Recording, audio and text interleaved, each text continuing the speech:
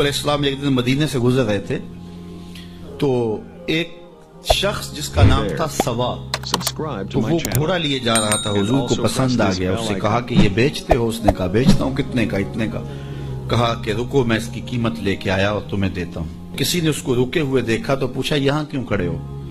اس نے کہا مسلمانوں کے نبی سے اس گھوڑے کا سودا ہو گیا تو وہ قیمت لینے گئے۔ اس نے کہا مجھے زیادہ پیسوں سے دے دو، تو اس نے کہا میں تو یار سودا کر چکا ہوں۔ اس نے کہا کہ کوئی گواہ تھا؟ کہا نہیں۔ کہا مکر جانا۔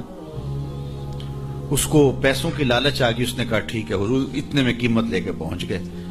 تو اس نے کہا میں نے تو آپ سے سودا کوئی نہیں کیا۔ حضور نے کہا ابھی تو سودا ہوا ہے۔ وہ کہنے لگا میں نے سودا کوئی نہیں کیا۔ لوگ بھی اکٹھے ہونے لگے، ہجوم بن گیا۔ اب حضور کہے میں نے گھوڑا خریدا ہے، وہ کہے میں نے بیچا نہیں۔ اب جب لوگوں کا ہجوم بنا تو لوگوں کے ہجوم کا بھی ایک پریشر ہوتا ہے۔ تو اس نے کہا کہ اگر بات لوگوں پہ چلی گئی تو صادق بھی یہ ہیں، امین بھی یہ ہیں، تو لوگ تو انہیں سچا کہیں گے۔ اس نے کہا اچھا مجھے یہ بتائیں کہ جب دو آدمیوں کے مابین یوں نزاع بن جائے تو اس میں تسویہ کی صورت کیا ہوتی ہے آپ کی شریعت میں؟ تو حضور نے فرمایا میری شریعت تو کہتی ہے کہ جو مدعی ہے وہ گواہ لائے، والیمین علی من انکر، جو انکار کرتا ہے وہ قسم دے دے۔ اس نے کہا پھر ٹھیک ہے، آپ کا دعویٰ ہے کہ آپ نے گھوڑا خریدا ہے تو پھر آپ گواہ دیں، اور اگر آپ کے پاس گواہ نہیں ہے تو پھر میں قسم دے دیتا ہوں۔ جھوٹ اس نے پہلے بول لیا تھا، قسم دینا اس کے لیے مشکل نہیں تھا، اس کو یہ بھی پتا تھا گواہ کوئی نہیں۔ تو اس نے کہا جناب آپ گواہ پیش کر دیں تو میں گھوڑا دے دیتا ہوں جس قیمت پہ آپ بتا رہے ہیں، اور اگر آپ کے پاس گواہ نہیں ہے تو پھر میں قسم دے دیتا ہوں۔ اب بھری بزم تھی، لوگوں کا ہجوم تھا، اور اس نے ایک ایسی بات کی۔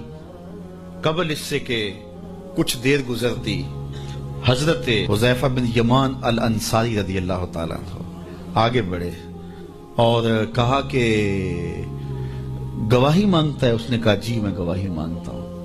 تو کہا میں گواہی دیتا ہوں، جتنے میں حضور نے بتایا اتنے میں سودا ہوا ہے اور حضور نے گھوڑا خریدا ہے۔ اس نے کہا جی ٹھیک ہے میرا مطالبہ پورا ہو گیا، گواہی چاہیے تھی، درکار تھی گواہی مل گئی۔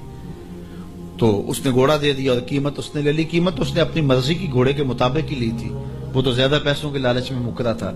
تو خیر اس کو راستہ نکلنے کا مل گیا، لوگ ہٹنے لگے تو حضور نے حضرت حذیفہ رضی اللہ تعالیٰ عنہ کو اشارے سے قریب کیا اور کہا کہ تم نے گواہی دی، تم تو موقع پہ موجود ہی نہیں تھے، تو تم نے گواہی کیسے دی؟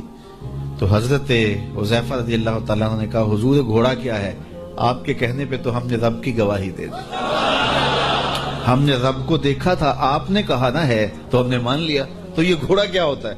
تو حضور نے حضرت حذیفہ کا ہاتھ پکڑ کے فضا میں بلند کیا اور لوگوں کو کہا جانے والوں رک جاؤ۔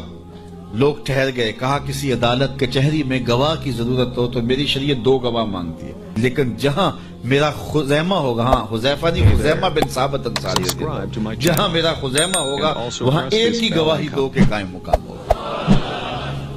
فیض پہنچا اے رضا احمد پاک کا، ورنہ ہم کیا جانتے خدا کون ہے۔ میں اگر خدا سے ملنا چاہوں تو مجھے بتاؤ نہ کہ میں کدھر جاؤں، شرق کو جاؤں، غرب کو جاؤں، شمال کو جاؤں، جنوب کو جاؤں، نیچے سوراخ کروں، اوپر سیڑھی لگاؤں، کدھر جاؤں؟ آئیے ذرا قرآن کا اسلوب دیکھیے۔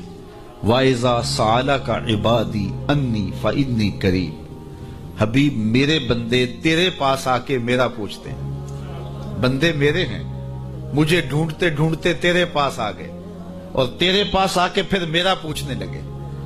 فَإِنِّي قریب، ان آنے والوں کو بتلا دیجئے کہ میں دور نہیں ہوں، نیڑے ہی ہوں۔ فا تاقیبیہ کے بعد علماء تفسیر نے لکھا کہ کل مقدر ہے، یہاں کل ماننا پڑے گا۔ فَإِنِّي قریب اے فَقُلْ إِنِّي قریب، ان کو کہہ دیجئے کہ وہ دور نہیں، آگے ہو تو مل جائے گا۔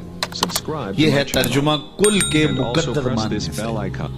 لیکن صوفیہ فرماتے ہیں کل کو مقدر ماننے کی ضرورت ہی کیا ہے، بات ہی سیدھی ہے۔ حبیب میرے بندے مجھے ڈھونڈتے ڈھونڈتے تیرے تک آ گئے، تو محبوب جب تیرے تک آ گئے میں پھر بھی دور ہوں۔ میرے بندے جب مجھے ڈھونڈتے ڈھونڈتے تیرے تک جو آ گئے تو محبوب تیرے تک آ گئے ہیں تو میرے تک آ گئے۔ یہ تیرے پاس آ کے پھر میرا پوچھ رہے ہیں، جو تیرے پاس آ گئے وہ میرے پاس آ گئے، کیونکہ تیرے تک پہنچنا ہی تو میرے تک پہنچنا ہے۔ تو کہا اگر خدا تک پہنچنا ہے تو مصطفیٰ تک جانا ہوگا، بس یہی راستہ خدا تک پہنچتا ہے۔